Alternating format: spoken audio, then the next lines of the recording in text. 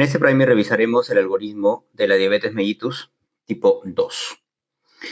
Primero vamos a tener un screening inicial. El screening inicial generalmente se suele hacer en pacientes. La última guía te dice o te recomienda hacer el screening en mayores de 35 años, ¿correcto?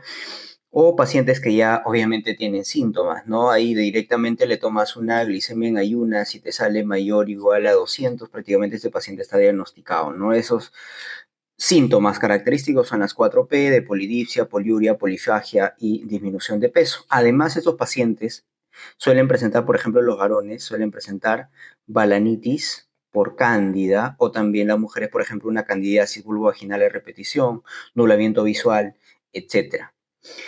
Dentro del tamizaje que debemos tener en cuenta, cuando hacemos tamizaje en algunos pacientes, por ejemplo, pacientes que tienen sobrepeso, que tienen obesidad, ¿no? Un IMC mayor o igual a 25, que tengan asociado algún factor de riesgo. ¿Y qué factores de riesgo podemos asociar? Pacientes que tengan familiares con diabetes mellitus, familiares obviamente de primer grado, pacientes que tengan una historia cardiovascular, pacientes, por ejemplo, que tengan hipertensión arterial, pacientes que tengan colesterol elevado, dislipidémicos, que tengan inactividad física, etc. En estos pacientes tenemos que hacer un tamizaje, ¿correcto? Bueno, y el diagnóstico ya se hará con la hemoglobina glicosilada, ¿no? Aunque en nuestro medio, pues no tenemos hemoglobina glicosilada y lo tendremos que hacer con una glucemia en ayunas. Hemoglobina glicosilada mayor de 6.5%, ojo que esto no lo menciona la guía de práctica clínica, mayor de 6.5%, mayor o igual a 6.5%, ya estarías haciendo el diagnóstico, o una glucemia al azar, es decir, estos pacientes que tengan ya síntomas, los 4P, por ejemplo, solamente necesitas una sola toma. Paciente que llega a tu consulta, no sé, para cualquier otra enfermedad de repente, le tomas una glicemia, lo encuentras en una toma 130 en ayunas, lo repites, igual te sale en 140, entonces ya tiene el paciente diagnóstico de diabetes mellitus tipo 1. Una glicemia en ayunas mayor o igual a 126 en 2 oportunidades, ¿ok? Con un tiempo máximo de 72 horas de diagnóstico de diabetes mellitus tipo 2. Si es que una de esas pruebas, por ejemplo, te sale entre 101 y 125, una te salió en 130 y la otra te sale en 115, lo que tienes que hacer es repetirlo, pero solicitando una tolerancia oral de glucosa con 75 gramos. La tolerancia oral de la glucosa con 75 gramos y a las 2 horas te sale mayor de 200 miligramos por decilitro, este paciente tiene una diabetes mellitus tipo 2, ¿ok? Entonces, ¿qué diagnósticos debemos determinar? Principalmente son 4 los que debemos tener en cuenta. Hemoglobina glicada mayor o igual a 6.5%, ¿correcto? Una hemoglobina, glucosa, una glucosa en ayunas mayor o igual a 126, una prueba de tolerancia oral a las 2 horas mayor o igual a 200, o que el paciente tenga síntomas y la glucosa me sale mayor o igual a 200, ya tengo el diagnóstico diabetes mellitus tipo 1, ¿no? Diabetes mellitus tipo 2, por lo tanto, al azar mayor de 200, glicada mayor o igual a 6.5, en ayunas mayor a 126, pero tiene que ser por 2, y la prueba de tolerancia oral mayor a 200, ¿ok? Mayor o igual a 200. Cuando hablamos de prediabetes, es muy importante hablar de prediabetes, claro, porque estos al fin y al cabo van a progresar a diabetes mellitus tipo 2.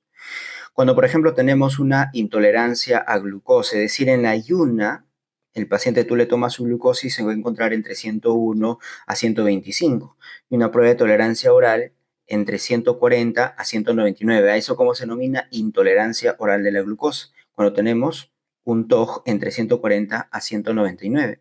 Una glicemia basal alterado. La glicemia basal alterado simplemente en ayunas que se encuentre entre 101 a 125 y la prueba de tolerancia oral de glucosa menos de 140. Ahí estamos hablando de prediabetes. Además, cuando hablamos de prediabetes, teniendo en cuenta la hemoglobina glicosilada, cuando se encuentra entre 5.7 a 6.4% de hemoglobina glicosilada, ahí estamos ante una prediabetes, ¿ok? Entonces, esos datos no hay que olvidar. Ese vendría a ser el priming del algoritmo de diagnóstico de la diabetes mellitus tipo 2.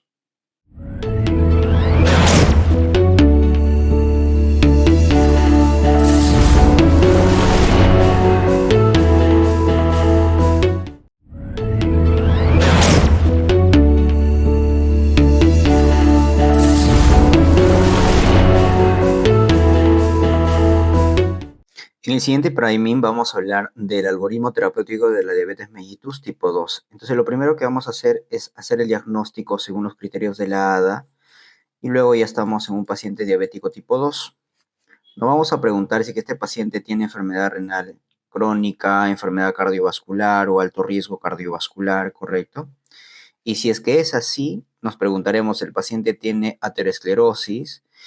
Entonces, si es que el paciente tiene aterosclerosis, al paciente que le vamos a dar los análogos de la GLP-1, ¿correcto? Recuerden ustedes que tenemos las incretinas, ¿no?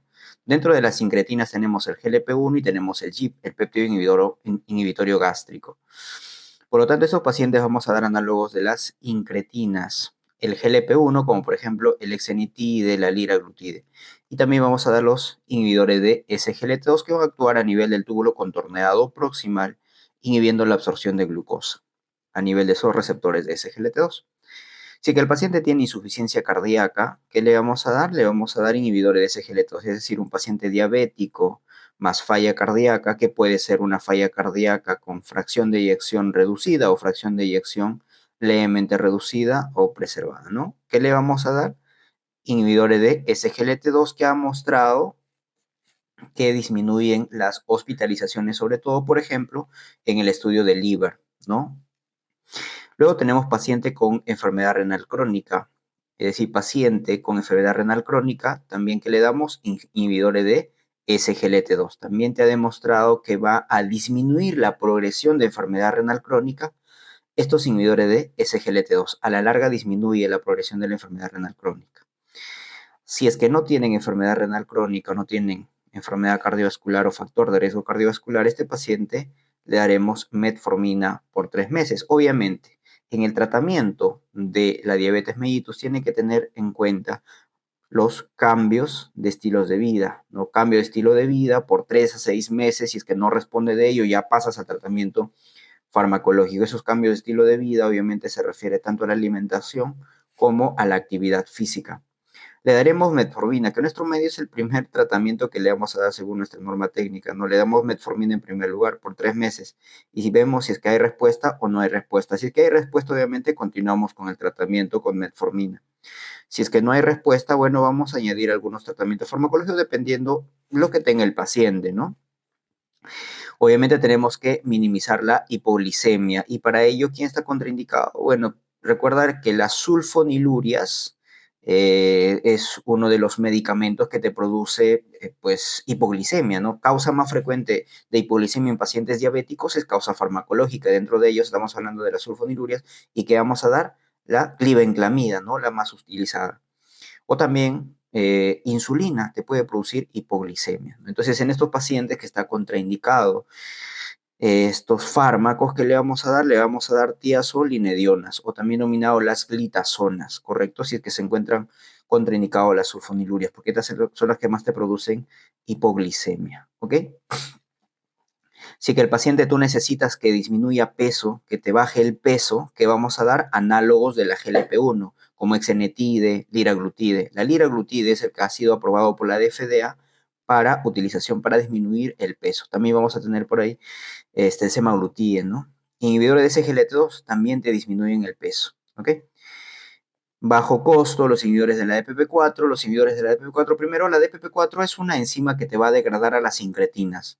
Lo que tú quieres es tener incretinas, ¿no? Para que tengas insulina, al fin y al cabo. Por lo tanto, inhibes a esta enzima, la DPP4, y de esta manera terminas incrementando la insulina. También tenemos aquí las tiazolinedionas y las sulfonilurias. Bueno, en forma general, doctores, lo puedes agrupar de cierta manera, ¿no? Si es que el paciente tiene una enfermedad cardiovascular o tiene alto riesgo cardiovascular, ¿cuál va a ser el tratamiento que le vas a dar? Análogos de la GLP-1. Es decir, los análogos de la GLP-1 han demostrado beneficio en pacientes con compromiso cardiovascular, diabéticos con compromiso cardiovascular. Y también que otros fármacos, los inhibidores de SGLT2 en falla cardíaca, también forma parte de la cuádruple terapia, ¿no? Los inhibidores de SGLT2. Si que el paciente tiene falla cardíaca o tiene enfermedad renal crónica, que vamos a dar los inhibidores de SGLT2, ¿correcto? Tanto en FEBI reducida como también podemos dar en FEBI preservada, ¿ok? Ha disminuido el reingreso, ha disminuido las rehospitalizaciones.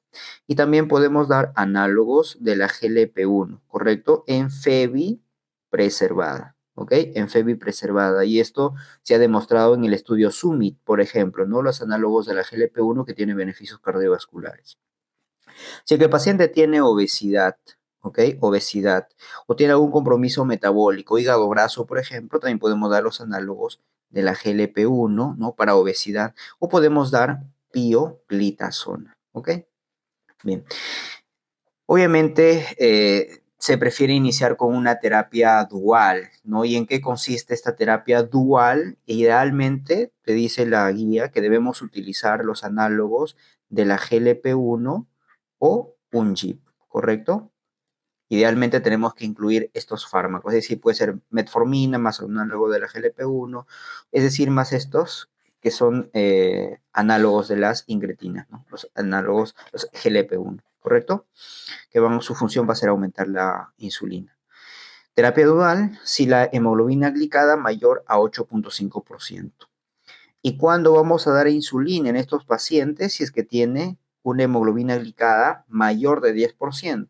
¿Cuándo también está indicado la insulina? Cuando tenemos una glicemia mayor de 300, le damos insulina, ¿correcto? O cuando hay una falla ya de la célula beta y empiezan los síntomas de manera persistente, las 4P, pérdida de peso, polidipsia, polifagia, poliuria. Le tenemos que dar a este paciente insulina, ¿ok? Bien, eso ha sido el priming del algoritmo terapéutico de la diabetes mellitus tipo 2.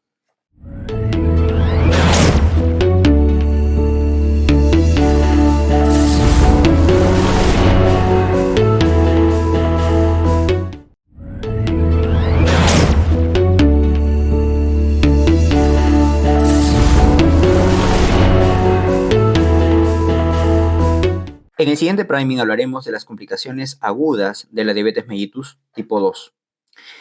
Y tenemos complicaciones hiperglicémicas y tenemos una complicación que viene a ser la hipoglucemia. Las complicaciones hiperglicémicas tenemos la cetoacidosis diabética y tenemos el estado hiperosmolar. En la cetoacidosis diabética, la diabetes mellitus tipo 1, su debut es la cetoacidosis diabética. Su debut de la diabetes mellitus tipo 2 es el estado hiperosmolar. Por lo tanto, la edad de presentación de la cetoacidosis diabética suele ser en pacientes más jóvenes, niños jóvenes, y del estado hiperosmolar suele ser más bien en adultos. El desencadenante de la cetoacidosis diabética, infecciones. El desencadenante en un estado hiperosmolar, en un coma hiperosmolar, paciente con tratamiento irregular, mal manejo, se olvidó de tomar sus pastillas, etc. Lo que debes recordar es muy importante la historia clínica asociada a cada una de esas complicaciones. En la historia clínica de la cetoacidosis diabética, el paciente viene con un dolor abdominal característico. Además tiene náuseas y vómitos y la respiración acidótica, la respiración de Kussmaul. Además, el paciente va a tener un fetor, un aliento a manzanas.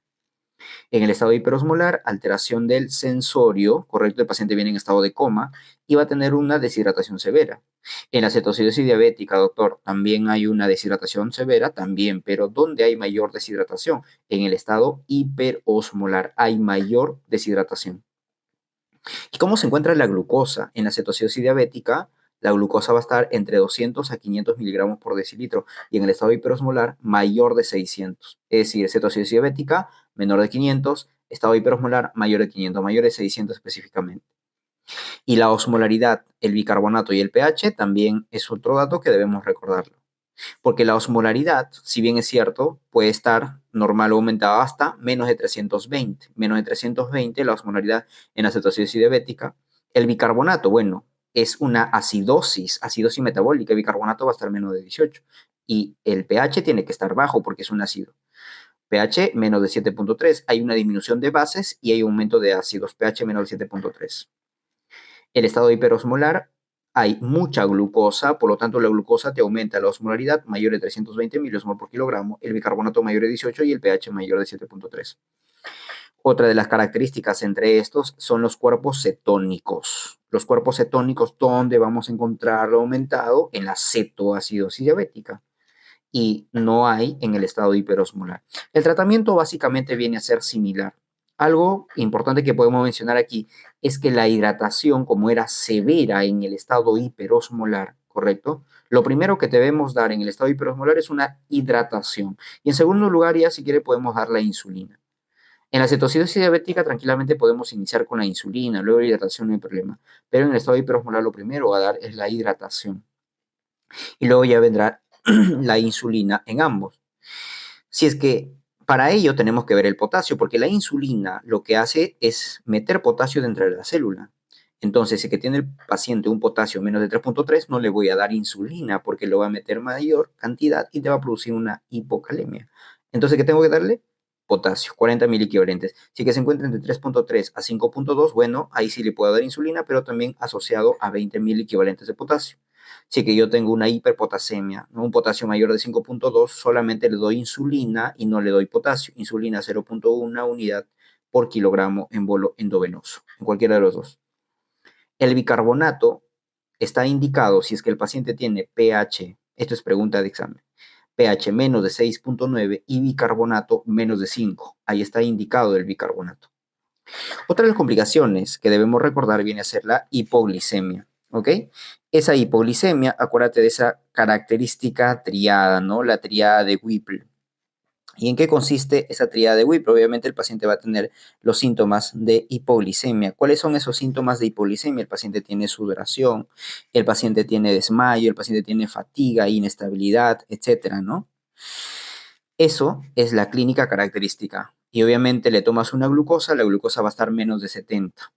Y cuando tú le das dextrosa, el paciente mejora. Hay una mejoría clínica, ¿no? Esa es la triada de Whipple característico. Y por lo tanto, el tratamiento aquí va a ser con dextrosa al 33%, hasta 6 ampollas le tienes que dar. La clasificación de la hipoglicemia puede haber un nivel 1, nivel 2, nivel 3. Nivel 1, glucosa menos de 70, ¿correcto? Nivel 2, glucosa menos de 54.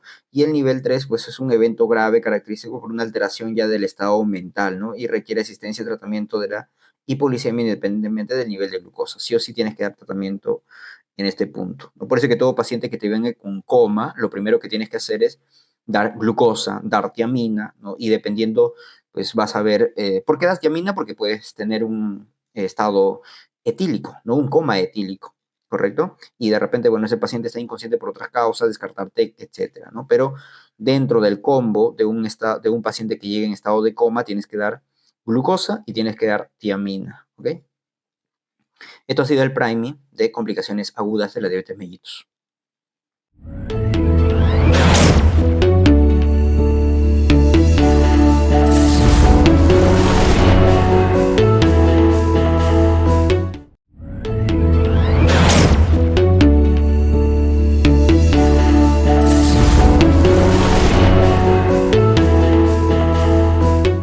En el siguiente priming hablaremos ahora de las complicaciones crónicas de la diabetes mellitus tipo 2. Y las complicaciones crónicas de la diabetes mellitus tipo 2, bueno, vamos a tener las complicaciones microvasculares y vamos a tener las complicaciones macrovasculares. Las complicaciones microvasculares tenemos tres: la retinopatía, afectación a nivel ocular, la neuropatía y tenemos la nefropatía.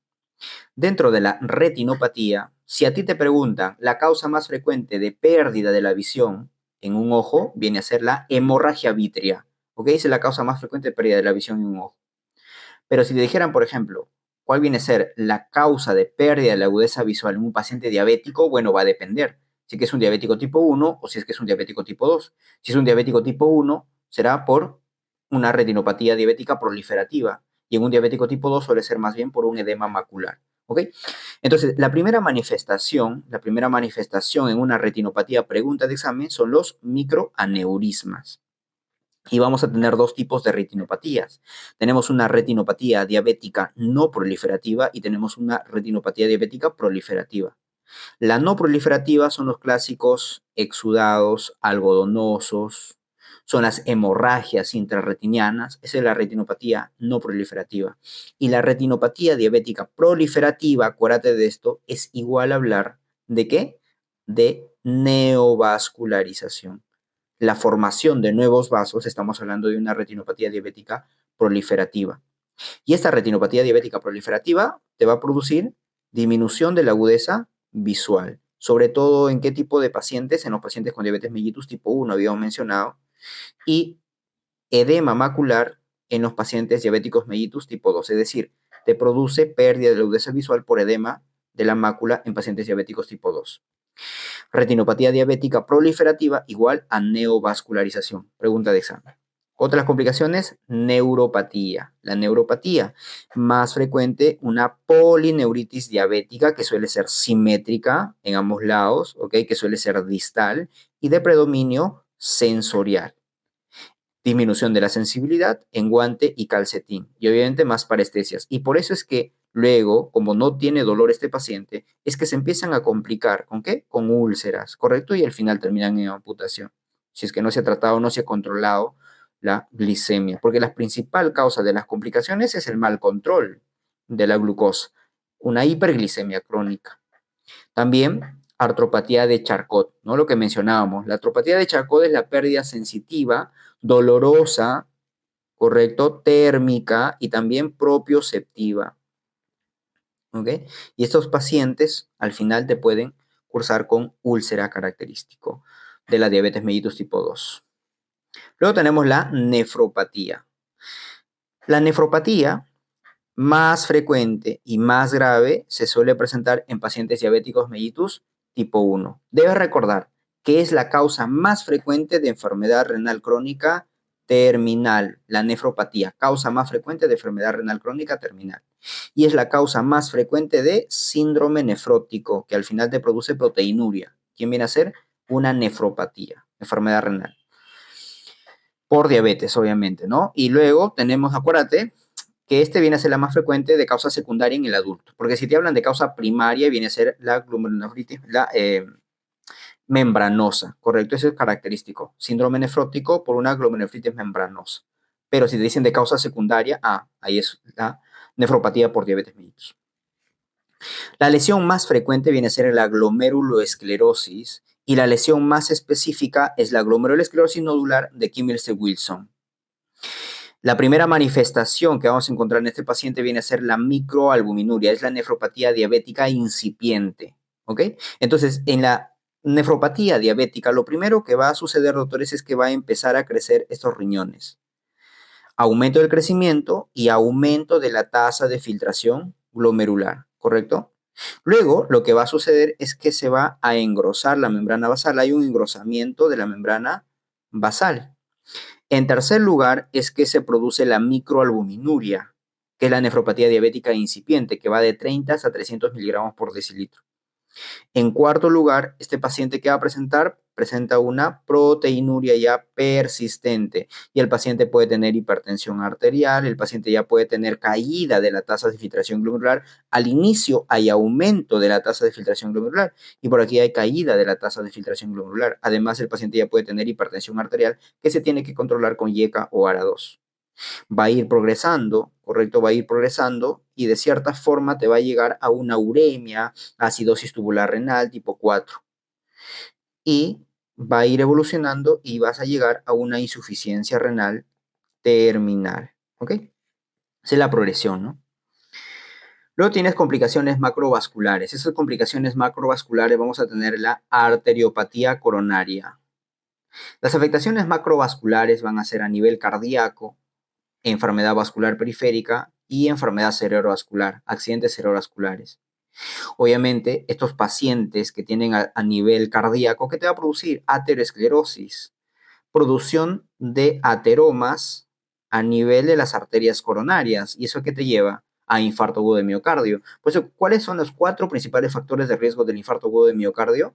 Diabético, hipertenso, dislipidémico y tabaquista. Y aquí se encuentra la diabetes mellitus tipo 2. ¿Ok? Y la causa más frecuente, por lo tanto, de mortalidad en pacientes diabéticos, infarto agudo de miocardio, la arteriopatía coronaria, ocasionado por la aterosclerosis, ¿no es cierto? Como factores de riesgo, microalbuminuria, macroalbuminuria.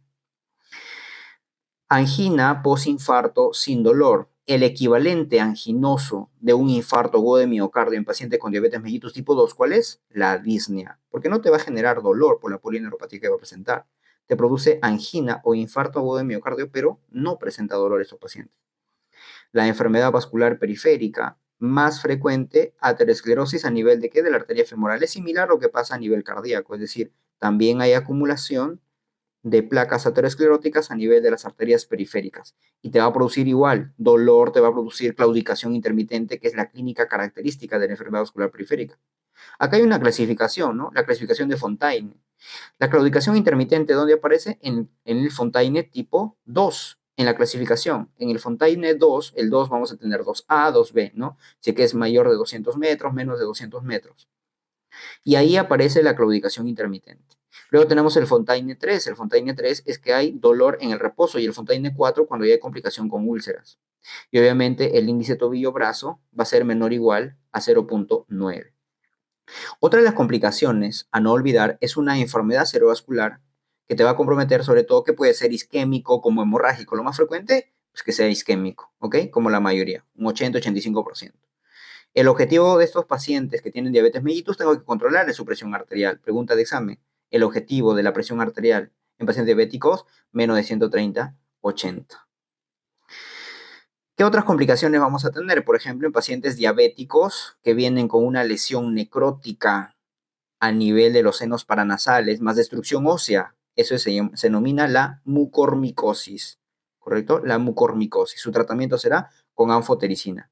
¿Por qué se producen todas estas complicaciones? Porque el paciente está en una hiperglucemia crónica sin control, ¿correcto? Y más en las microangiopatías, ¿ok? Esto ha sido el priming de las complicaciones crónicas de la diabetes mellitus tipo 2.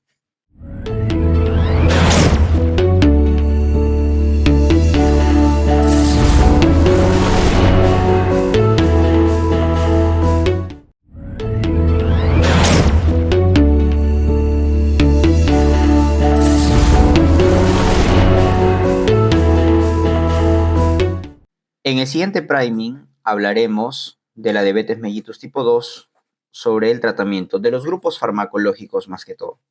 Y aquí tenemos las biguanidas, las de primera elección. Aquí en Perú, de primera elección, biguanidas, es decir, la metformina, ¿no? En pacientes con sobrepeso también le podemos indicar. ¿Cuál es su mecanismo de acción de la metformina, que es el representante? Metformina es el representante de las biguanidas. Te va a reducir la absorción intestinal de glucosa, aumenta la absorción periférica, es decir, tanto por el músculo como por los adipocitos, mediante los GLUTs, y reduce la gluconeogénesis a nivel hepático. Ese es tal vez su principal mecanismo, que varias veces ha sido pregunta de examen, ¿no? Metformina disminuye la gluconeogénesis, ¿ok? Gluconeogénesis. Las reacciones adversas que se va a presentar en este paciente, lo más frecuente es dispepsia, es decir, el paciente va a tener náuseas, vómitos, va a tener diarrea. Lo más severo viene a ser una acidosis láctica, que se suele asociar con una tasa de filtración glomerular menos de 30 y se suele desencadenar en situaciones de hipoxia, ¿ok? O en situaciones de sepsis, ¿no? Por lo tanto, la metformina estará contraindicado con una tasa de filtración glomerular menos de 30 y entre 30 a 60 se tendrá que ajustar la dosis. Otra de las características de las biguanidas como la metformina es que te va a producir una disminución en la absorción de la vitamina B12, que puede ser pregunta de examen. Luego tenemos las sulfonilurias. De las sulfonilurias, la más representativa, ¿quién viene a ser? La glibenclamida. La glibenclamida, ¿correcto? Al igual que las sulfonilurias, también vamos a tener las metiglinidas. Ya tenemos las sulfonilurias y las metiglinidas que van a actuar, su mecanismo de acción es el mismo, básicamente actúan a nivel de dónde? Del canal potasio ATP a nivel de la célula beta pancreática. Por eso que son secretagogos. Al fin y al cabo te terminan eliminando insulina, ¿ok? Estos son fármacos de segunda línea. Su reacción adversa más frecuente viene a ser la hipoglicemia y muchas veces por la que se suspende, pero estas te aumentan de peso, ¿ok? Entonces, la glibenclamida debe recordar que suele estar contraindicado en enfermedad renal crónica en cualquier grado. La glimiperida, tienes que ajustar la dosis, ¿correcto? Si es que tienes una tasa de filtración entre 30 a 60, 30 a 90, ¿no? Y la glicazida se suele dar en mayor de 45 mililitros de tasa de filtración glomerular, pero también ajustando dosis, ¿ok? Luego tenemos los inhibidores de SGLT2. estos inhibidores de SGLT2, ¿dónde van a actuar? A nivel del túbulo contorneado proximal. A nivel de estos receptores de SGLT2, por lo tanto, te van a bloquear la absorción de glucosa y también de sodio. Entonces, en estos pacientes, al final lo que van a tener es glucosuria. Suele ser mejor su efecto en pacientes cardiovasculares. Tienen un efecto cardiovascular como por ejemplo la empagliflozina, como por ejemplo la dapagliflozina, ¿correcto? La dapagliflozina en pacientes con insuficiencia cardíaca y también te mejora incluso en pacientes no diabéticos, como se ha demostrado en el estudio de Lieberman. El mecanismo de acción, ya lo mencionamos, inhibe al SGLT2 en el túbulo contorneado proximal y sus reacciones adversas que va a presentar este paciente viene a ser ITU, lo más frecuente. Pero también puede producirse una cetoacidosis diabética. También te puede generar mayor riesgo de amputaciones, ¿ok? También asociado a cáncer, cáncer de mama, por ejemplo, a cáncer de vejiga, los inhibidores de SGLT2. ¿Por qué te produce con mayor frecuencia ITU? Por la glucosuria que se va a presentar en estos pacientes y no se suele dar en enfermedad renal crónica grado 3, grado 4. Luego tenemos por este lado los inhibidores de la DPP4. Esos inhibidores de la DPP4 también son los secretagogos, ¿ok? También son secretagogos, como mencionábamos, ¿no? Hay incretinas y las incretinas, estamos hablando del GLP-1 y estamos hablando del GIP, el péptido inhibitorio gástrico. ¿Qué pasa? Que la enzima DPP4, esta es una enzima que va a degradar a estas incretinas, lo degrada. Si que nosotros damos un inhibidor de esta enzima, habrá mayor cantidad de incretinas y habrá mayor cantidad de insulina, ¿correcto? Eso debemos recordarlo. La terminación de los inhibidores de la DPP4, tenemos la terminación gliptina. Y de ellos, doctores, si es que nosotros hablamos de enfermedad renal crónica, ¿le damos? No le damos. ¿Ajustamos dosis? No ajustamos dosis. ¿Sí? Se debe ajustar dosis, excepto en quién, excepto en la linagliptina. Pregunta de examen de hace 2 residentados. La linagliptina, ¿ok? No se ajusta dosis, se puede dar sin ningún problema si es que el paciente tiene enfermedad renal crónica. ¿Por qué? Porque la linagliptina, sobre todo, tiene un metabolismo hepático mayor del 90%. Su mecanismo de acción aumenta la vida del GLP-1, ya lo mencionamos, al inhibir a esta enzima de DPP4, y su reacción adversa a la hepatotoxicidad. ¿Ok? Como aumenta la vida del GLP-1, aumenta la cantidad de insulina, la producción de insulina, por eso que son secretagogos. Luego tenemos las tiazolinedionas. Estas tiazolinedionas son las glitazonas, ¿correcto? Las glitazonas o tiazolinedionas, ¿ok? No olvides que esto suele activar estos receptores papar alfa, ¿correcto? Papar gamma. Dentro de esta, la más representativa viene a ser la pioglitazona, estimula el papar alfa. Por lo tanto, te disminuye la resistencia periférica a la insulina. Va a haber mayor captación a nivel del tejido muscular, ¿correcto? Y también a nivel de los adipocitos. Disminuye la resistencia de la insulina, por lo tanto. Su reacción adversa aumenta de peso, también osteoporosis. Y en pacientes, por ejemplo, que tienen falla cardíaca, no se suele recomendar porque te produce una retención hidrosalina y puede empeorar la falla cardíaca. ¿Ok? Y en los estadios de enfermedad renal crónica se suele dar estos fármacos, se ajusta dosis, no se ajusta dosis. En enfermedad renal crónica se puede dar en todos los estadios, excepto en diálisis, ¿correcto? Bien. Luego tenemos los análogos de la GLP-1, los análogos de la GLP-1 como por ejemplo el exenitide, el liraglutide, ¿no? El mejor efecto, el liraglutide. Este es el que ha sido aprobado por la FDA para disminuir el peso, liraglutide. Te baja de peso. Mecanismo de acción antagonista del GLP-1, por lo tanto va a elevar, agonista, perdón, del GLP-1, por lo tanto te va a elevar la insulina, te controla la glucemia postprandial y el vaciamiento. Es utilizado en pacientes con obesidad. Su reacción adversa, que te pueden preguntar, pancreatitis, y también te disminuye el riesgo cardiovascular. En pacientes con enfermedad cardiovascular está indicado el análogo de la GLP-1. En evolución debes recordar que la hiperglicemia tiene que reducirse de 2 formas. O bien le produces mayor cantidad de insulina, que es con los secretagogos, o le llevas a la producción menor de glucosa, ¿ok? De cierta forma captando de manera periférica a través de el músculo a través de los adipocitos, inhibiendo la absorción de glucosa. En ellos, por ejemplo, tenemos los inhibidores de la alfa-glucosidasa, que también tenga a producir disminución de peso. Esto ha sido el priming de diabetes mellitus tipo 2, su tratamiento.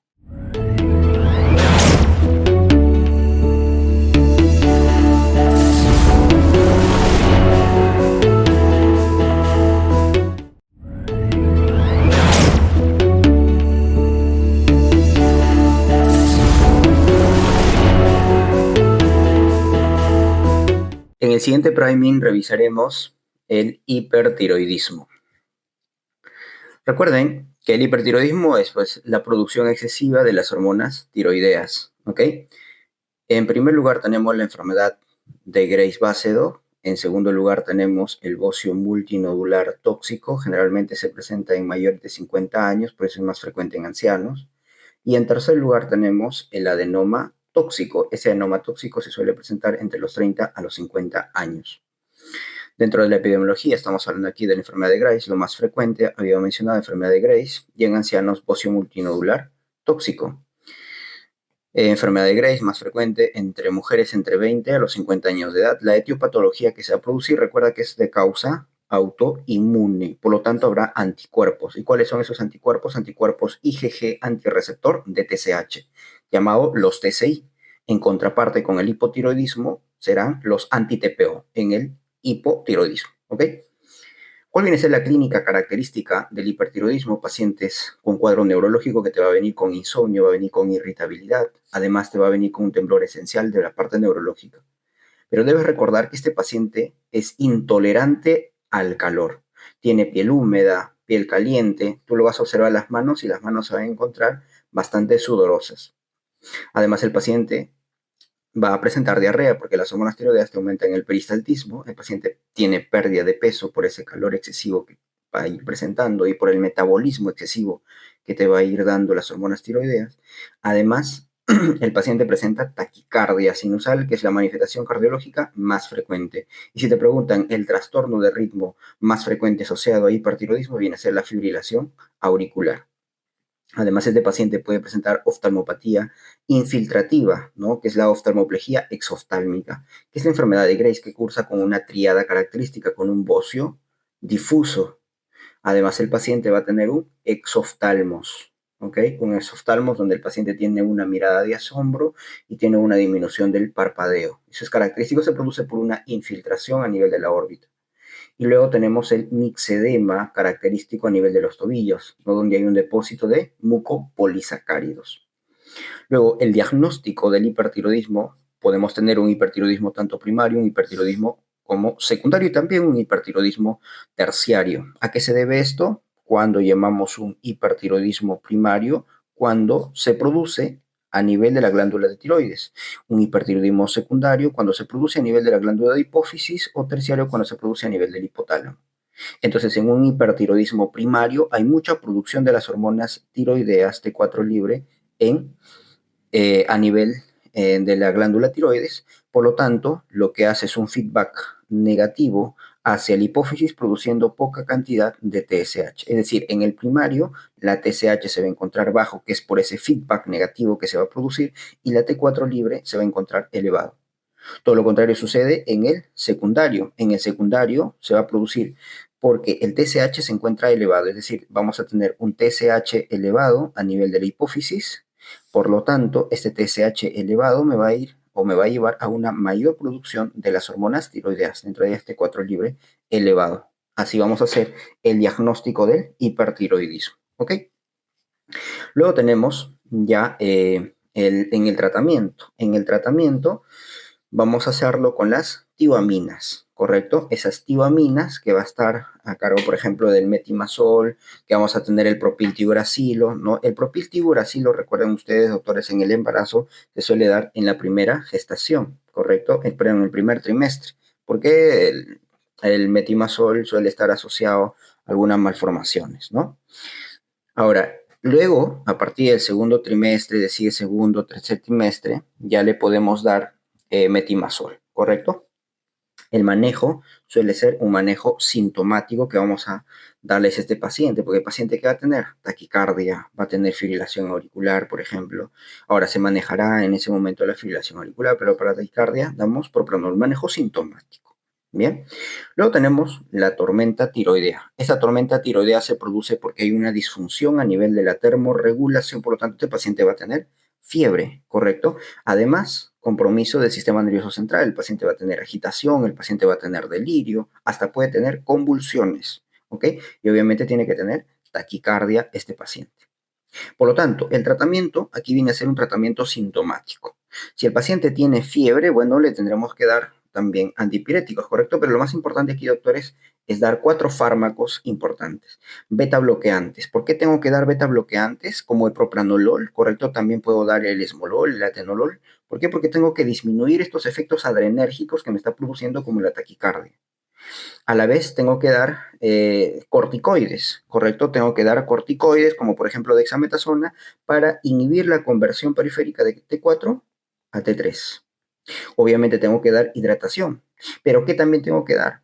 Tengo que dar los antitiroideos, y dentro de ellos el antitiroideo de elección viene a ser el propiltiouracilo, es decir, estos 4 fármacos damos en una tormenta tiroidea. Damos beta block, damos corticoides, damos propiltiouracilo y por ahí le sumamos la hidratación, ¿ok? Esto ha sido el priming de hipertiroidismo.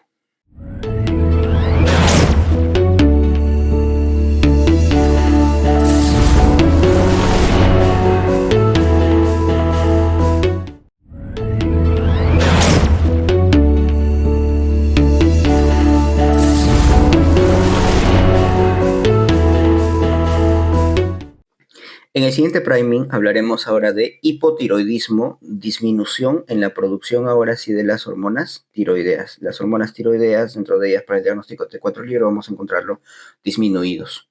Dentro de la epidemiología del hipotiroidismo, lo más frecuente es en pacientes mujeres, correcto, edad promedio aproximadamente entre los 60 años.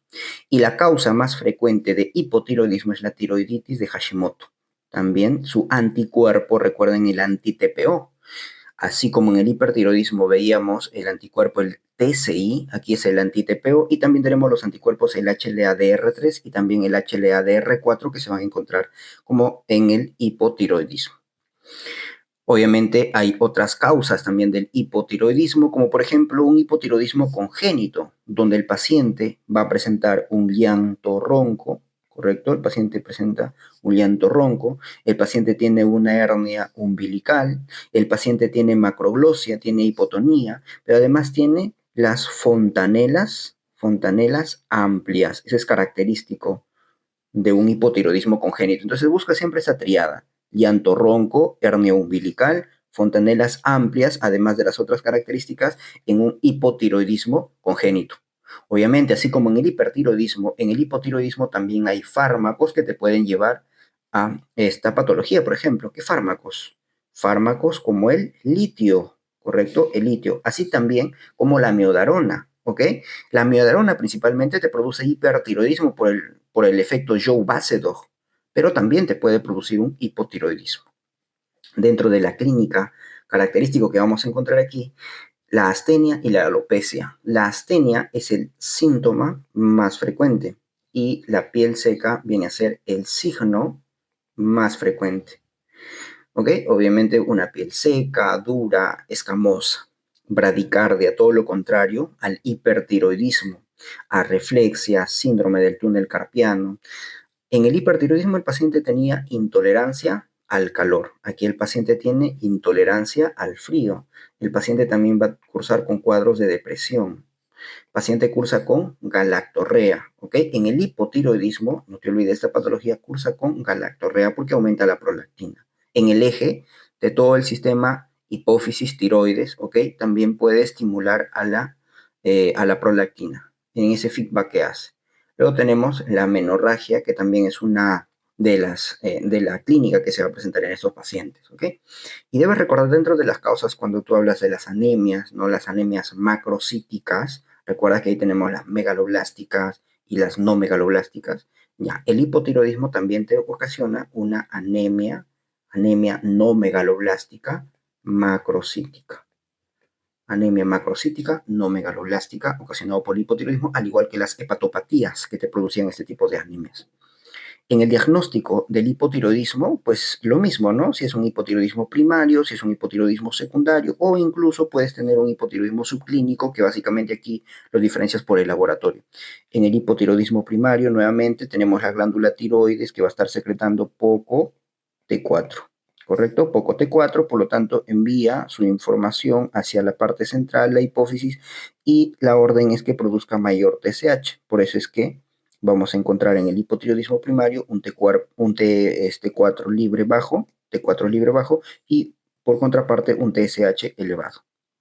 En el secundario es todo lo contrario. En el secundario pues hay poca producción de TSH. Como hay poca producción de TSH, hay poca producción de T4. Por eso TSH bajo, T4 es libre. Y en el subclínico esto se ha sido pregunta de examen como laboratorio. Es decir, tú tienes un TSH elevado, pero el T4 libre está normal. ¿Y por qué se produce eso? Normalmente, cuando esta glándula ya se empieza a afectar, ¿correcto? El primer valor en alterarse viene a ser la TSH. Es el primero en alterarse en un hipotiroidismo. Por eso es que todavía se denomina un hipotiroidismo subclínico. El tratamiento del hipotiroidismo es con levotiroxina. De 25 se inicia de 25 microgramos o 1 microgramo kilogramo día. Luego podemos ir aumentando a 50 microgramos, a 100 microgramos. Y en el congénito, pregunta de examen recién dado, ¿cuál es la dosis en un hipotiroidismo congénito? De 10 a 15 microgramos kilogramo día. Bien, esto ha sido el priming de hipotiroidismo.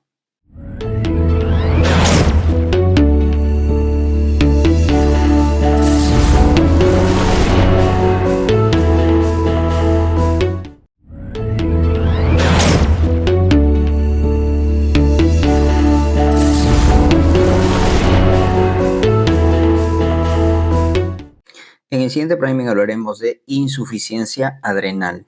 Para ello debemos recordar la glándula suprarrenal, que tiene 3 capas muy importantes, ¿no?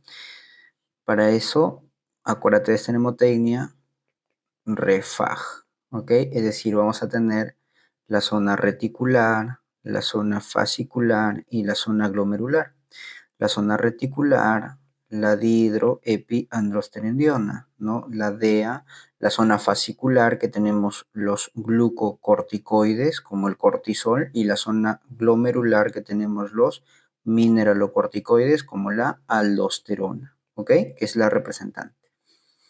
Por lo tanto, si tenemos una insuficiencia adrenal, pues habrá una deficiencia de todas estas hormonas, del corticoide, de la testosterona, de la aldosterona. ¿Okay? Entonces, en una insuficiencia adrenal igual tenemos insuficiencia adrenal de tipo primaria y tenemos de causa secundaria. Si hablamos de causa primaria, es propia de la glándula, es un problema a nivel de la glándula suprarrenal. ¿Ok? Y esto lo que vamos a mencionar aquí, la mujer tiene 40 años de edad, con antecedente de tuberculosis, que acude a emergencia por hipotensión, fatiga, hipercalemia, estado mental alterado y se ve hiperpigmentación gingival. ¿Cuál es el diagnóstico de esta paciente? Tiene una insuficiencia adrenal de tipo primaria. ¿Y por qué es primaria, doctor? ¿Y por qué no es secundaria? Ahora vamos a ver las diferencias. La epidemiología es más frecuente en pacientes mujeres. La etiología en nuestro medio es la tuberculosis, hasta demostrar lo contrario. Esa es la causa más frecuente. Pero en el mundo, la causa más frecuente de insuficiencia adrenal primaria viene a ser, doctores, la adrenalitis autoinmune, es decir, de causa autoinmune. La historia clínica característica, el paciente va a presentar astenia, hipotensión, hiponatremia. ¿Por qué presenta hipotensión? Por la actividad mineralocorticoide. Si tú tienes poco mineralocorticoide, poca aldosterona, por lo tanto vas a tener poca reabsorción de sodio, poca reabsorción de agua. ¿Y eso qué te lleva? A hipotensión. Y vas a tener poca reabsorción de sodio, te lleva a hiponatremia. ¿Ok? También tenemos poco cortisol, y el cortisol, acuérdate que te produce glucosa, por lo tanto este paciente puede tener hipoglicemia. Hay poca aldosterona. En el túbulo, acuérdate, en el túbulo colector. Es muy importante recordar aquí que la aldosterona te va a jalar sodio y al jalarte sodio te jala agua. Pero ¿qué te va a eliminar, doctores? Te elimina potasio. Pero si es que no hay aldosterona quien te haga este trabajo de jalarte agua y jalarte sodio primeramente y luego agua y botarte potasio, ¿qué va a suceder? Que el paciente empieza a retener potasio y te produce hipercalemia. También habrá pérdida de la libido, ¿por qué? Por disminución de la DEA, disminución de la testosterona y obviamente hay hiperpigmentación. En una insuficiencia adrenal primaria hay hiperpigmentación. ¿A qué se debe esta hiperpigmentación, doctores? Porque voy a tener un cortisol bajo y por feedback, si es que tú tienes un cortisol bajo, por feedback hacia la parte central, hacia la hipófisis, esta hipófisis que te va a producir gran cantidad de ACTH como feedback, ¿correcto? Ese es un feedback pues esperable, ¿no? Tienes un cortisol bajo y el ACTH se va a elevar de esta manera y recuerda que su precursor del ACTH es la propiomilanocortina y esa propiomilanocortina al final que te va a estimular también la MSH, la hormona estimulante de los melanocitos y te lleva a una hiperpigmentación. El tratamiento es muy importante. El tratamiento va a depender de cada uno de estos déficits, ¿correcto? Antes de pasar al tratamiento, fíjense en la 6H, en la hiperpigmentación que es característico de la insuficiencia adrenal primaria, hipotensión, hiponatremia, hipercalemia, hipoglicemia, hidrocortisona, sería el manejo. Y por lo tanto, en el secundario, ¿qué vamos a tener, doctores? En el secundario no hay hiperpigmentación. ¿Por qué no hay hiperpigmentación en el secundario? Porque en el secundario la ACTH se va a encontrar normal. Si la ACTH se va a encontrar normal, la MSH se va a encontrar normal. Por lo tanto, no hay hiperpigmentación. La aldosterona va a estar normal. La renina se va a encontrar normal. ¿Ok? Eso es muy importante entonces diferenciar una insuficiencia suprarrenal primaria de una insuficiencia suprarrenal secundaria.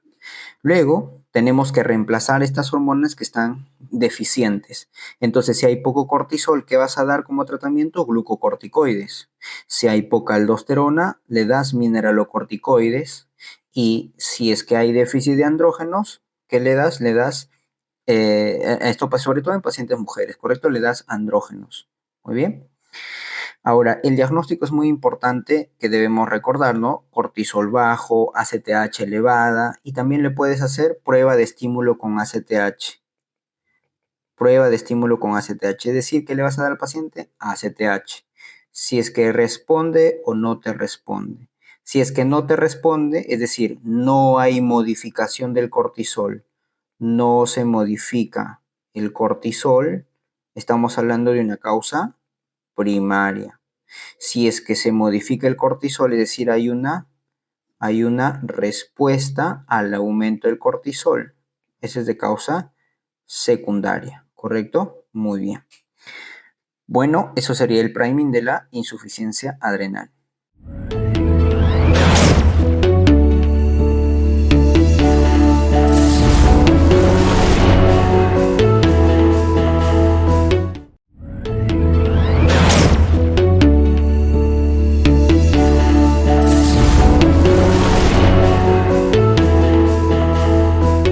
En el siguiente priming hablaremos de las neoplasias tiroideas. Estas neoplasias tiroideas, a recordar, son 4, ¿no? Papilar, folicular, medular y anaplásico, ¿ok? En la gammagrafía, no deben olvidar, en la gammagrafía van a ser nódulos fríos, ¿correcto? Nódulos fríos. Y el pronóstico va a ser desde el papilar en adelante, ¿ok? Es decir, el papilar va a ser el de mejor pronóstico y el anaplásico va a ser el de peor pronóstico. Por eso tu mnemotecnia es por fin me acuerdo, ¿no? Por fin me acuerdo. De papilar, de folicular, de medular y de anaplásico, ¿ok? Obviamente también desde el más diferenciado hasta el menos diferenciado. Por lo tanto, el papilar viene a ser el más frecuente de todos. El más frecuente aproximadamente un 70 hasta un 90%. El papilar es lo más frecuente. Vamos a ver la patogenia, la epidemiología, la clínica, el laboratorio, y por aquí hablaremos un poquito del tratamiento, sobre todo de los principales, ¿ok? En el papilar, la patogenia es un tumor bien diferenciado, correcto, que suele ser más frecuente en pacientes mujeres, la relación de 3 a 1, y la diseminación suele ser una diseminación linfática, correcto, la diseminación suele ser linfática. Y si es que tú lo llevas a la anatomopatología, que vamos a encontrar los cuerpos de Samoma. Los cuerpos de Samoma lo encontramos en el cáncer papilar de tiroides. Este es el más frecuente de todos, ya lo mencionamos, entre 70 y 90%. De 30 a 50 años, ¿ok? En pacientes mujeres y en zonas ricas en yodo. Y esto lo vas a diferenciar con el folicular, porque el folicular se produce en zonas pobres en yodo, mientras que el papilar se produce en zonas ricas en yodo. Y por lo tanto, en pacientes que han tenido antecedentes de radiación, no de radiación de cuello, etcétera, no característico. Radiación cervical, obviamente, ¿no? Y la clínica, pues, es un nódulo tiroideo que suele ser indoloro. Su diagnóstico que lo puedes hacer, su diagnóstico por PAF, ¿ok? Como en todo nódulo, ¿a dónde lo envías? A una PAF, punción aspiración con aguja fina. En el cáncer folicular, correcto, en el cáncer folicular es un tumor, digamos que es el más diferenciado. Ya del folicular es un tumor más diferenciado y suele tener una variante. Es la variante Hurtle, ¿no? Variante Hurtle que viene a ser el de peor pronóstico. Eso no hay que olvidarlo. Y esto suele ser más bien encapsulado. Te suele dar una invasión vascular. Esta pregunta de examen, ¿eh? Invasión vascular. ¿Quién te produce? El folicular, ¿correcto? ¿Por qué? Porque su diseminación suele ser una diseminación hematógena, doctores, ¿ok? Una diseminación hematógena. Y se presenta en zonas pobres en yodo en pacientes entre 40 a 60 años, ¿ok? Es decir, en zonas pobres en yodo, en zonas con bocio endémico. El nódulo suele ser un nódulo indoloro, te puede dar metástasis tempranas. ¿Por qué? Porque su diseminación es hematógena. ¿Hacia dónde? Hacia pulmón, hacia hueso, sistema nervioso central. ¿Ok? Y su marcador de ambos, del papilar y del folicular, suele ser la tiroglobulina, ¿correcto? La tiroglobulina. Y ojo, la tiroglobulina no te sirve para el diagnóstico. Este es un marcador que vamos a encontrar. No te sirve para el diagnóstico, es útil para el seguimiento postquirúrgico. Le vas a pedir tiroglobulina para el seguimiento más que todo. Luego tenemos el medular, ¿correcto? El cáncer medular de tiroides suele presentarse de igual forma tanto en varones como en mujeres. Suele ser ya poco diferenciados de células parafoliculares, ¿correcto? De las células parafoliculares o también, ¿cómo se denominan? Las células tipo C, ¿correcto? ¿Por qué? Porque son productoras de calcitonina, productora de calcitonina. Por eso es que su marcador va a ser la calcitonina. Son productores de calcitonina. Y su diseminación suele ser una diseminación también linfática y hematógena. Fíjate, ¿eh? El papilar, diseminación linfática. El folicular, diseminación hematógena. El medular, tanto linfática como hematógena. Y suele estar asociado al MEN tipo 2, tanto A y al B, ¿correcto? Para eso debes recordar cuál es la hemotecnia para el MEN 2. Para el MEN 2, para el MEN 2A, café para 2, ¿no? Café para 2. ¿Por qué? Porque va a estar asociado a cáncer medular de tiroides, a feocromocitoma y a paratiroides. Si se presentan los tres, el primero en operar viene a ser el feocromocitoma, asociado en un 25%. ¿Ok? Y esporádico suele ser un 80% en pacientes mayores de 60 años, ¿no? ¿Qué clínica te va a producir el cáncer medular de tiroides? Te puede producir diarrea, flushing. ¿Por qué te produce diarrea y flushing, doctores? Porque te produce una secreción ectópica de serotonina, de histamina, de VIP. Por eso que te va a producir diarrea, te produce flushing, ¿no? Además, adenopatías calcificadas. Y su marcador, la calcitonina. Y ojo, esta calcitonina sí te sirve tanto para el diagnóstico precoz como para el seguimiento, diagnóstico precoz y seguimiento, ¿correcto? Y aquí la anatomopatología característica, sustancia amiloide, rojo Congo positivo, ¿ok? Bien. Luego tenemos el anaplásico. El anaplásico es un tumor, un cáncer de tiroides muy indiferenciado y de peor pronóstico, ¿correcto? Esto suele presentarse en pacientes entre 60 a 70 años aproximadamente, ¿ok? Invasión de la piel con ulceración. Suele ser una invasión a distancia y suele ser una invasión precoz y a distancia. Y la consistencia de esto es una consistencia pétrea. Es el de peor pronóstico, el anaplásico. ¿Ok? Esto ha sido el priming de neoplasias tiroideas.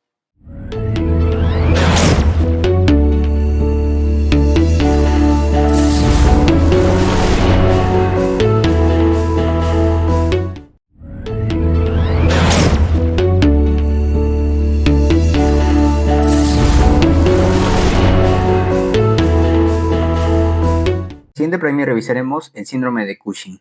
¿Cuál viene a ser su epidemiología y su patogenia? Es más frecuente en pacientes mujeres entre los 20 a los 40 años de edad. Y la causa más frecuente viene a ser de causa iatrogénica, es decir, de causa exógena. Gran cantidad de corticoides administrados. Por ejemplo, en tiempos de COVID se administraron gran cantidad de corticoides y en estos momentos estos pacientes tienen un síndrome de Cushing, ¿no? Ahora, tenemos dos tipos de síndrome de Cushing, un síndrome de Cushing primario y tenemos un síndrome de Cushing secundario y también ectópico, ¿ok? El primario tenemos de ACTH independiente, es decir, propio de la glándula suprarrenal, que viene a ser el adenoma suprarrenal. Recuerden ustedes, doctores, que a nivel de la glándula suprarrenal vamos a tener la producción de cortisol. Hay una exagerada producción de cortisol, ¿correcto? Y que puede ser ACTH independiente, es decir, ese cortisol se va a producir directamente de la glándula suprarrenal, por ejemplo, por un adenoma suprarrenal, sin depender de la ACTH que viene de la hipófisis, ¿correcto? Es decir, hay un adenoma en la glándula suprarrenal. Ese es el síndrome de Cushing primario, ¿correcto? Luego tenemos el secundario. El secundario es ACTH dependiente, que quiere decir que esta hipófisis me está produciendo gran cantidad de ACTH, por lo tanto, gran cantidad de cortisol. Esto se denomina enfermedad de Cushing. Por ejemplo, se produce porque hay un tumor a nivel de la hipófisis, un adenoma hipofisario. ¿Ok? Y esta viene a ser la causa más frecuente endógena de síndrome de Cushing. Si a ti te preguntan en forma general cuál es la causa más frecuente de síndrome de Cushing, ahí es iatrogénica, exógena. Si te preguntan cuál es la causa endógena más frecuente, estamos hablando de la enfermedad de Cushing por un adenoma hipofisario. Luego también tenemos el ectópico, es decir, hay ACTH que se va a producir, por ejemplo, en algunos cánceres a nivel pulmonar. El cáncer microcítico de pulmón, como paraneoplásico, te puede producir un síndrome de Cushing. Es, por lo tanto, un ACTH dependiente. ¿Ok? Ese es de causa ectópica. ¿Cuál viene a ser la clínica que te va a presentar este paciente? Fíjate por aquí, lo tenemos. Esta clínica que te va a presentar este paciente va a ser a expensas de quién? A expensas del cortisol. Todo se produce por el cortisol. Retardo del crecimiento en los niños, insomnio, trastorno del estado de ánimo, cataratas, glaucoma, ¿correcto? La fascia lunar, eritema facial, hipertricosis, hirsutismo, ¿correcto? Es característico de estos pacientes con síndrome de Cushing, la almohadilla grasa, llamado cuello de búfalo, ¿no? La cara de luna llena, característico, ¿no? El acné, la hipertensión. El cortisol tiene un efecto mineralocorticoide y este efecto mineralocorticoide te va a producir aumento de la presión arterial, atrofia y adelgazamiento de la piel, ¿correcto? Por disminución de la producción de los fibroblastos, que también es un efecto de los corticoides, úlceras pépticas, hemorragia gastrointestinal, hiperglucemia, ¿correcto? Es decir, normalmente, recuerden ustedes que los aminoácidos, ¿para qué se utilizan? Para la producción de proteínas. Pero ¿qué es lo que pasa? Que el cortisol te produce una gluconeogénesis. ¿Y a qué se refiere con una gluconeogénesis? Es la producción de glucosa a partir de otros productos. Es decir, lo que va a suceder es que toma estos aminoácidos, ¿correcto? Y lo va a formar, lo va a producir ¿en qué? En glucosa. Gluconeogénesis, por eso que el cortisol es un diabetogénico.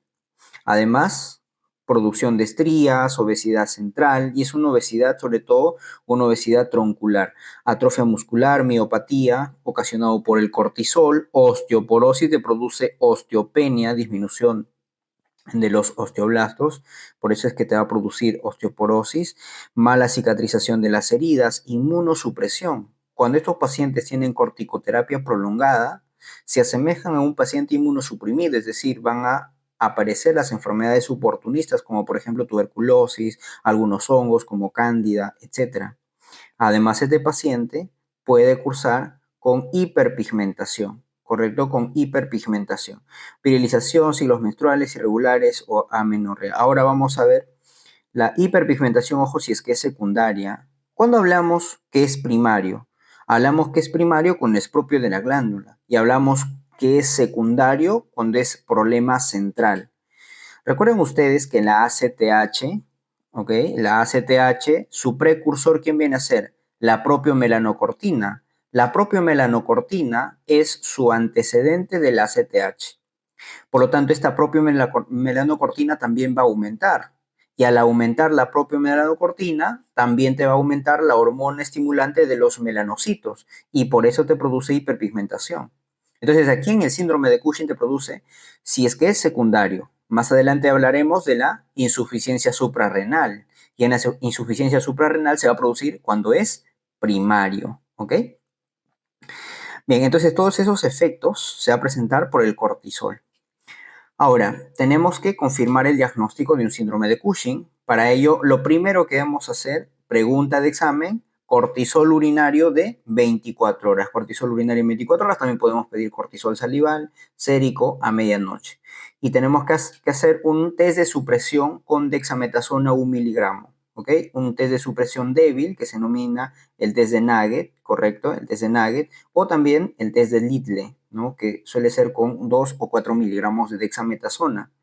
Esto es un diagnóstico sindrómico, porque cuando hablamos de altas dosis de dexametasona, ese es ya un diagnóstico etiológico, ¿ok? Entonces, ¿qué hacemos, doctores? ¿Qué hacemos en estos pacientes? Le vamos a dar dexametasona 1 miligramo, ¿correcto? Y esperamos ver cómo se encuentra el ACTH.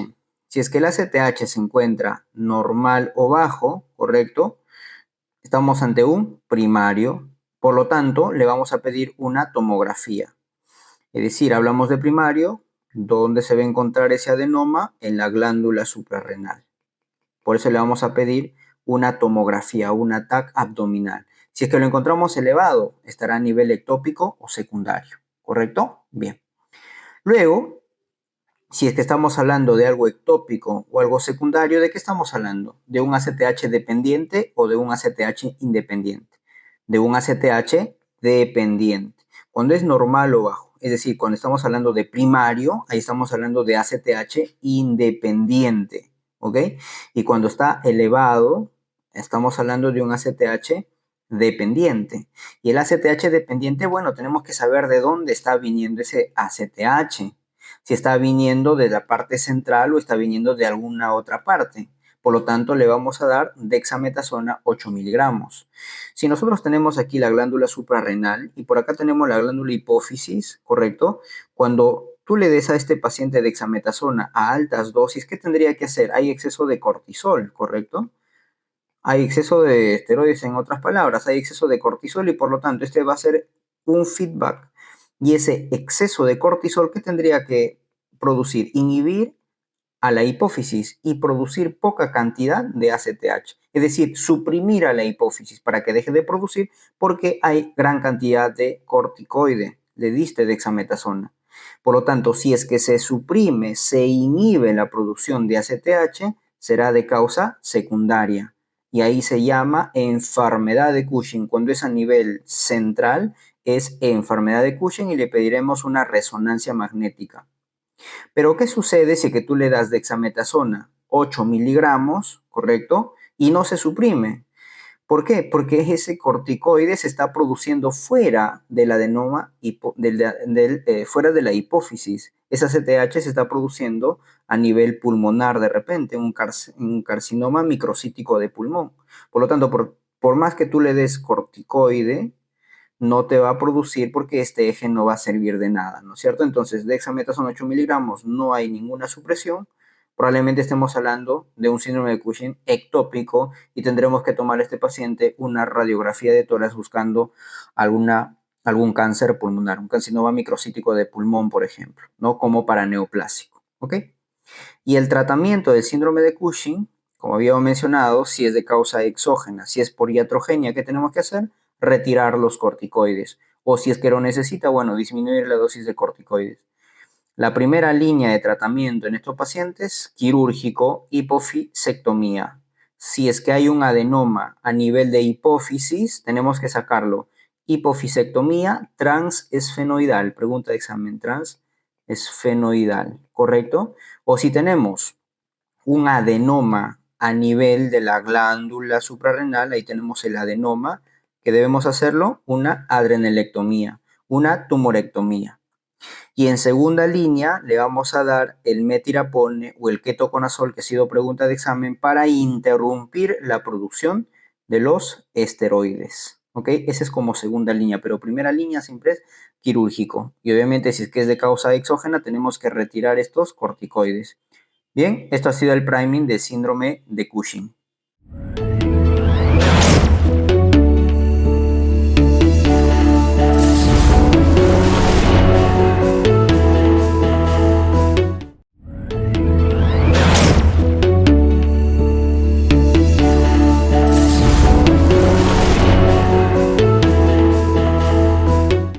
En el siguiente priming revisaremos los tipos de diabetes mellitus. Tenemos la diabetes mellitus tipo 1, tenemos la diabetes mellitus tipo 2. ¿Cuál es la más frecuente? La más frecuente se habla de que viene a ser la diabetes mellitus tipo 2, que representa aproximadamente un 80%. Pero que la diabetes mellitus tipo 1 está empezando a aumentar, sobre todo por el diagnóstico que se está realizando, ¿no? Se dice que aproximadamente un 40% de los adultos que tienen diabetes mellitus tipo 1 están mal clasificados dentro de la diabetes mellitus tipo 2, ¿ok? Y incluso hay pacientes que tienen características mixtas, es decir, tanto diabetes mellitus tipo 1 como diabetes mellitus tipo 2. Por lo tanto, en estos pacientes se tendrá que dar tanto insulinoterapia como antidiabéticos orales. Es importante recordar en la patogenia de la diabetes mellitus tipo 1, pues de causa autoinmune generalmente, está asociado a otras patologías autoinmunes además. Dentro de ellos, por ejemplo, tenemos el anticuerpo antidescarboxilasa de ácido glutámico. También tenemos otros anticuerpos como el anticuerpo anti-islotes pancreáticos, el anticuerpo anti-insulina, que son de causa autoinmune, que te van a producir una destrucción total de las células tipo beta. A nivel pancreático, recuerden que tenemos dos células muy importantes, las células tipo beta, las más importantes, sobre todo porque hay más, ¿no? Las células tipo beta y las células tipo alfa. Las células tipo beta están completamente ausentes en la diabetes mellitus tipo 1, por lo tanto hay una ausencia total de la insulina. Pero las células tipo alfa están normal. La diabetes mellitus tipo 2, su patogenia se produce por resistencia a la insulina, que tenemos estigmas característicos de la resistencia a la insulina, por ejemplo, la acantosas nígricas, ¿no? Y luego, déficit de la misma, es decir, las células beta normal. Al final habla resistencia de la insulina, ¿no? Que no va a responder a la insulina, ¿correcto? Y las células tipo alfa se van a encontrar aumentadas como compensación, porque las células tipo alfa son las que te van a secretar glucagón. En la epidemiología es más frecuente en pacientes niños, adolescentes, ¿no? Generalmente se considera una edad menor a 45 años, te dice la ADA, para tratar de diferenciarlos, ¿no? Menor de 45 años. Está asociado a predisposición genética por HLA, los monocigotos asociados un 30 a un 80%. En pacientes adultos, sobre todo mayor de 45 años, estaremos hablando de una diabetes mellitus tipo 2, correcto, asociada a autoinmunidad. Estamos hablando de diabetes mellitus tipo 1, asociado a sobrepeso, diabetes mellitus tipo 2 y monocigotos mayor del 90%, correcto. Se dice que la diabetes mellitus tipo 2 tiene una historia familiar marcada. ¿Ya? Aunque también puede presentarse obviamente en la diabetes mellitus tipo 1. Si vemos los monocigotos, 30 a 80%, y aquí los monocigotos gemelos idénticos mayor a 90%, por eso decimos historia familiar marcada. Dentro de la clínica de la diabetes mellitus tipo 1, el inicio suele ser brusco, a diferencia de la diabetes mellitus tipo 2, que suele ser un inicio progresivo. Además, el componente vascular predominante en la diabetes mellitus tipo 1 suele ser microangiopático, por eso es que está más asociado a la afectación renal. La diabetes mellitus tipo 2, el componente vascular predominante viene a ser la ateroesclerosis. Entonces, te dice el ADA, te da un acrónimo para poder diferenciarlos en cierta forma A, B y C para tratar de diferenciarlos entre la diabetes mellitus tipo 1 y la diabetes mellitus tipo 2. La edad. La edad, si es que se trata menos de 45 años, probablemente sea una diabetes mellitus tipo 1. Autoinmunidad. Si está asociado a alguna otra enfermedad autoinmune, tú tienes anticuerpos, probablemente sea más una diabetes mellitus tipo 1, ¿correcto?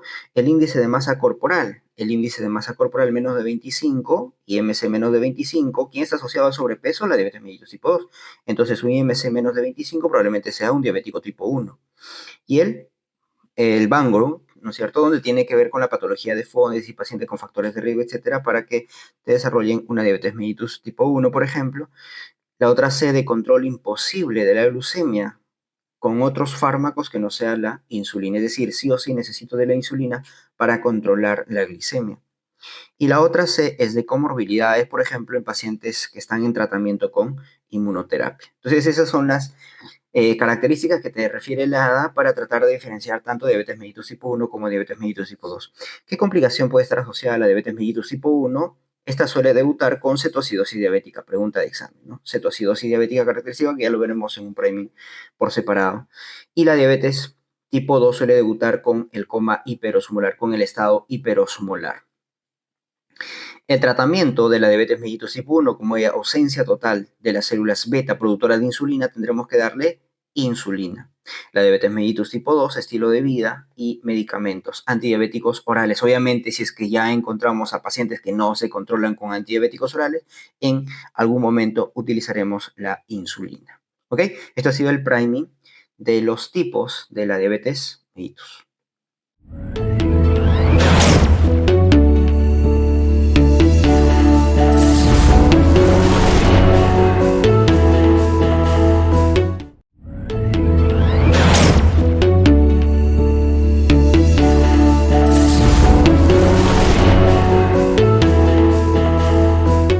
En el siguiente priming revisaremos las tiroiditis. En las tiroiditis vamos a tener tiroiditis dolorosas y tiroiditis indolora. Por ejemplo, las tiroiditis agudas y la tiroiditis subaguda de Kervain, estas tiroiditis suelen ser dolorosas. Y las otras tiroiditis, tiroiditis posparto, tiroiditis de Hashimoto, tiroiditis de Riedel, suelen ser tiroiditis más bien indoloras, ¿correcto? Dentro de la tiroiditis bacteriana, la epidemiología es más frecuente en niños. También se puede presentar entre 20 a 40 años y suele presentarse en ambos sexos. La fisiopatología pues se va a hacer por una infección del Staphylococcus aureus, ¿ok? Pues es bacteriano. Causa más frecuente, Staphylococcus aureus. Pregunta de examen. La clínica, el paciente va a venir con dolor más tumefacción característico. Además, estos cuadros de tiroiditis en algunos momentos pueden estar en una crisis digamos en una tirotoxicosis y luego en hipotiroidismo. Hipertiroidismo primero y luego hipotiroidismo. Generalmente, hipertiroidismo más que hipotiroidismo en la tiroiditis bacteriana no se presenta ello. El anti-TPO tampoco se encuentra en la tiroides bacteriana y obviamente como es un cuadro inflamatorio, como es un cuadro infeccioso, pues la BCG se va a encontrar aumentado, se va a encontrar presente. El tratamiento antibiótico y se tiene que drenar, antibiótico más drenaje. La tiroiditis subaguda de Kervain son de las tiroiditis que más ha preguntado, ¿ok? Recuerdan que la tiroiditis subaguda de Kervain, la tiroiditis postparto, hay una disminución en la captación de contraste, ¿ok? En la gammagrafía, obviamente. La epidemiología en la tiroiditis subaguda de Kervain se va a presentar más frecuente en pacientes mujeres entre los 20 a los 60 años de edad. Ya la relación que se suele presentar entre mujeres y varones es una relación de 3 a 1, suele cerrar en niños. La fisiopatología te van a contar de un caso clínico de un paciente varón de 25 años, paciente mujer de 30 años, que va a venir con una infección viral previa. ¿Ok? Y además presenta granulomas, por eso la tiroiditis subaguda de Kervain también se denomina granulomatosa, porque hay presencia de granulomas. Y dentro de la clínica, el paciente tiene un bocio nodular doloroso. Es doloroso, habíamos mencionado. ¿Ok? Estos de acá, las dos primeras son dolorosas. Y el paciente va a tener febrícula y obviamente tiene un dolor cervical. ¿Correcto? Va a tener primero un hipertiroidismo y luego un hipotiroidismo, es decir, hay una subida primero de las hormonas tiroideas, ¿correcto? Hay una subida primero del T4 T3 y luego hay una disminución de estas y por lo tanto primero habrá una pérdida de peso, habrá temblor, toda la clínica de un hipertiroideo y luego la clínica de un hipotiroideo, pero generalmente suele ser un hipotiroidismo transitorio, ¿ok? Porque T3 y T4 pueden estar normales incluso, ¿no? O disminuidos obviamente.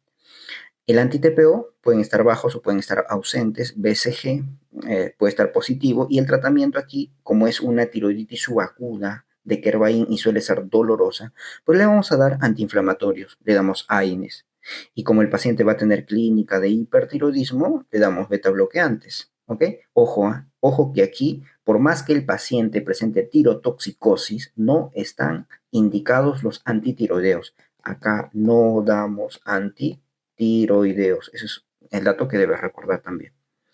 Luego tenemos la tiroiditis posparto. La tiroiditis posparto es una tiroiditis también indolora, ¿ok? Que se suele dar hasta el año posparto. Es una tiroiditis autoinmune con infiltración linfocítica.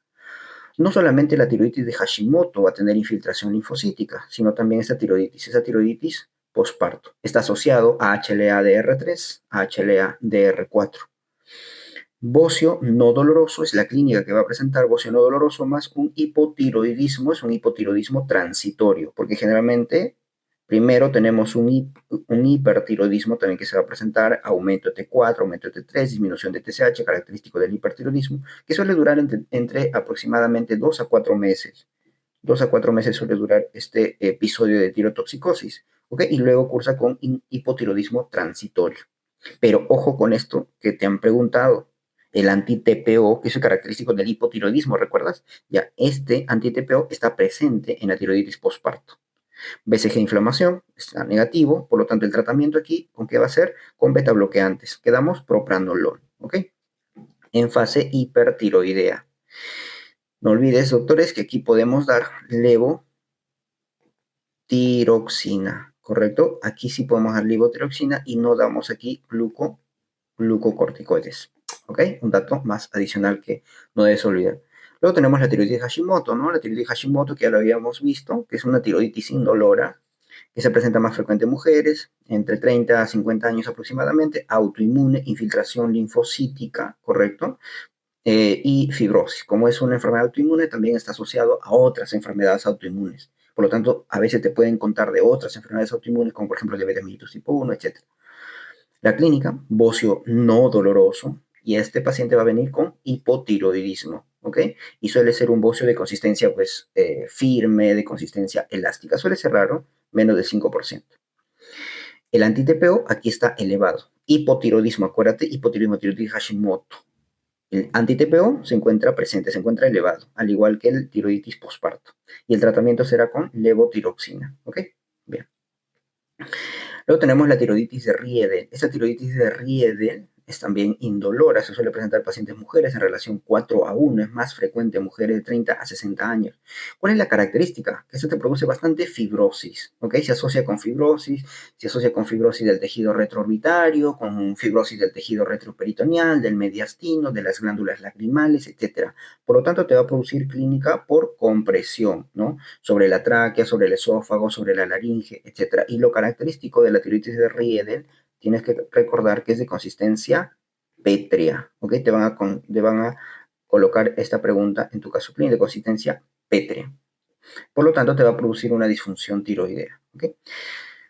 Está el anti-TPO presente en algunos casos y el tratamiento de esta tiroiditis de Riedel es un tratamiento quirúrgico. Esto ha sido el framing de las tiroiditis.